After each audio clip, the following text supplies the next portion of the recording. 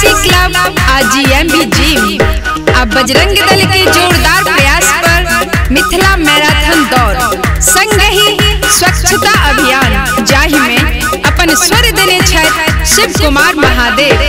तो सुनो top music आ मैथिली संगीत के प्रस्तुति। Recording Balaji studio Delhi.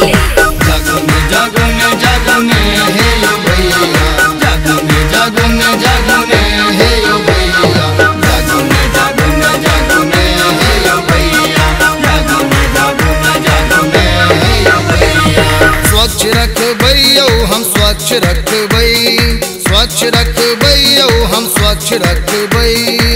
चलू न चलू भैया सबके जगावी, आंगन गाम के स्वच्छ बनावी। चलू न चलू भैया सबके जगावी, आंगन गाम के स्वच्छ बनावी। तखने तो मिथिला के स्वच्छ रखबै, स्वच्छ रखबैयो हम स्वच्छ रखबै, स्वच्छ रखबैयो हम स्वच्छ रखबै। मैथिली संगीत टॉप म्यूजिक प्रस्तुति KYC ग्रुप द्वारा मिथिला मैराथन दौड़ 2017।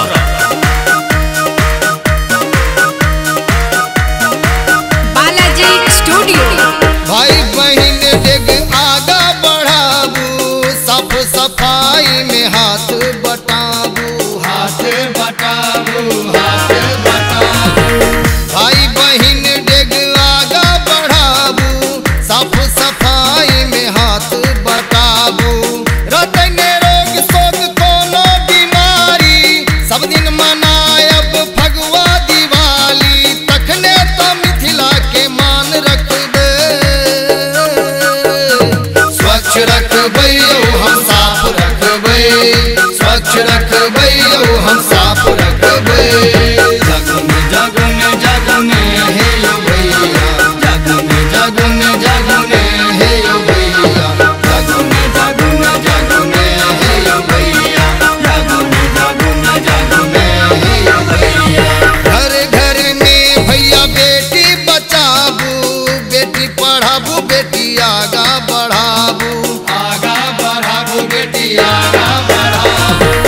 घर घर में भैया बेटी बचाबू, बेटी पढ़ाबू, बेटी आगा बढ़ाबू। कोठे में बैसल बेटी कन्हैया, बालक विवाहक नामे डरैया।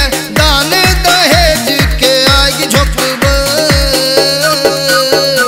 स्वच्छ रखबैयो हम साफ रखबै, स्वच्छ रखबैयो हम साफ रखबै।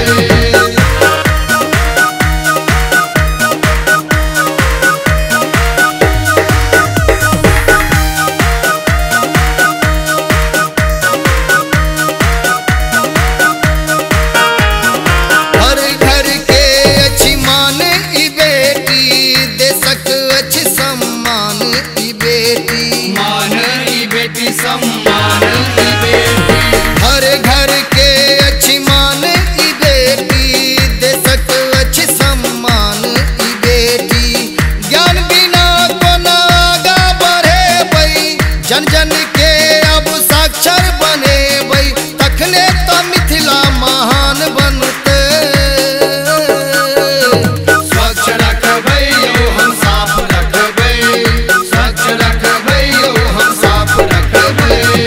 जगन जगन जगन हे यो भैया, जगन जगन जगन हे यो भैया, जगन जगन जगन हे यो भैया, जगन जगन जगन हे यो भैया।